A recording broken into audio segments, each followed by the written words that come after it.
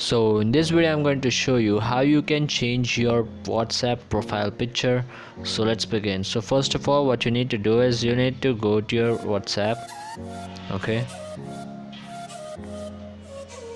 so after opening your WhatsApp, there will be three dots on the top right corner. Just click on it, and now there will be this thing called settings. Okay, just tap on it, and now just click on your profile. Okay, and now click on the profile picture, and now as you can see there is a pencil icon which is called edit.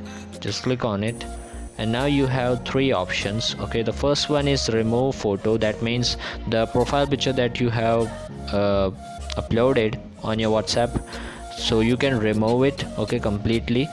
And the second option is gallery, which is like you can select on that option and you can upload any picture from your gallery.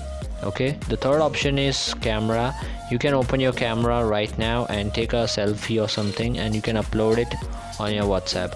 So I hope this video helped you out. If this video helped you out, then make sure you hit the like and let me know in the comments. If you are new to this channel, make sure to subscribe and press the bell icon so that you never miss an update. I will see you on the next one.